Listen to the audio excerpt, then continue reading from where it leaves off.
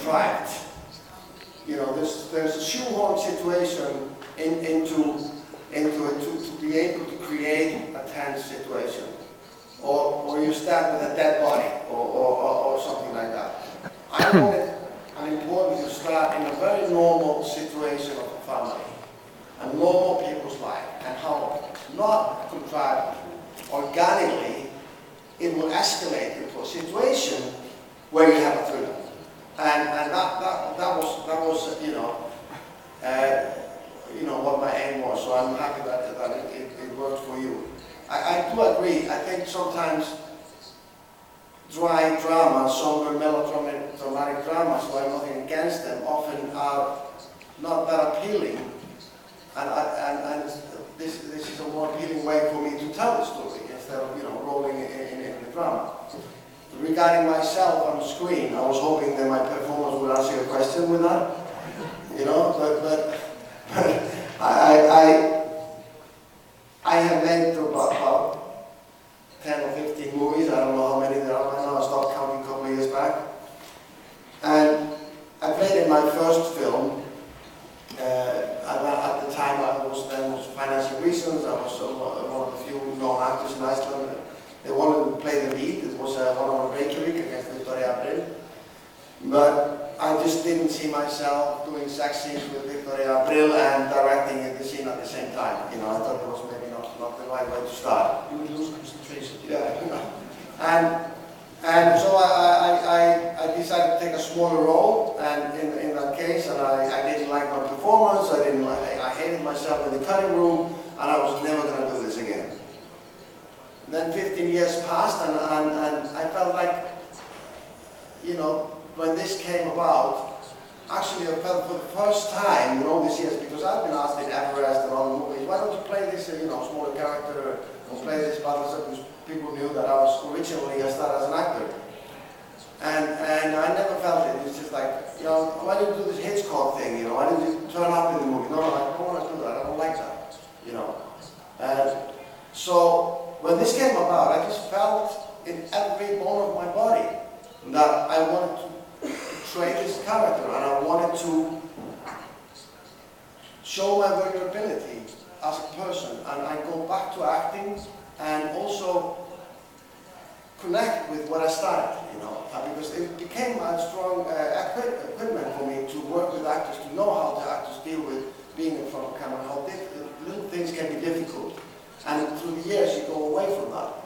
And also, we have a small actors pool in Iceland, and I just felt, in all honesty, I felt I was probably the best cast for this. It was a successful man, at a certain age, and which I've been, and with a lot of character issues, and I do have a lot of character issues. I have anger issues, and a lot to deal with. So I felt, yeah, this is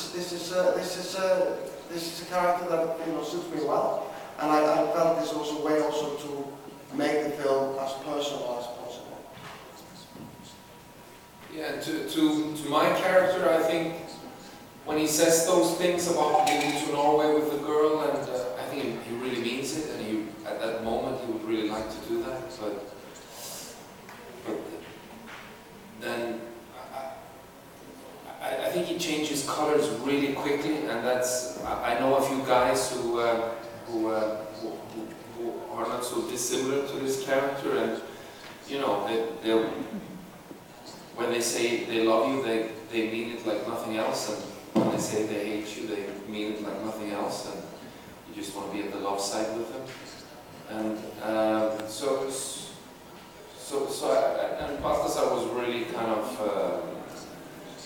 he pushed it really hard against making it all really true in the moment, he was this guy was dealt a hand that he's angry about. I think these characters could have been, my character could have become a doctor, but he just chose the wrong path, or he ended up in the wrong path. And this is very Icelandic in a way, because Iceland is a good society. You have a lot of opportunities, and equal rights are kind of at the forefront. So anybody can become a doctor in Iceland, and anybody can become a drug dealer in Iceland. And somehow, the way you choose choose a path that takes you in the wrong direction. And I think my character, there's just a lot of anger that goes with that there's a lot of jealousy towards this guy, in a way. And I think it's a sociopathic behavior, but it's that even though he knows you're lying at some point, he believes it strongly in the moment, you know. And it's, as you say, you can tell a girl that you love her, and then you'll meet another one the day after, you tell her exactly the same. And it's not that you don't mean it, it's just, you really mean it in the moment. And I know people like that, I have actually worked with people like that. And it's quite fascinating, you know, how strongly they believe in their own lies, you know. And I think that's part of their charm, you know. That's part of why a man like that can be incredibly charming to a girl like that, even though she realizes how dangerous he is.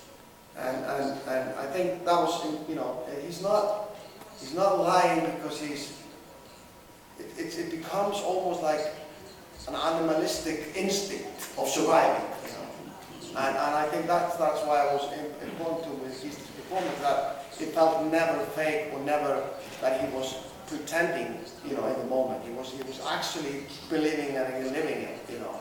And I asked Gisli to take it as close to himself as he could, you know, to create that character inside of himself, not outside of himself, you know, which I think he did a tremendous job of.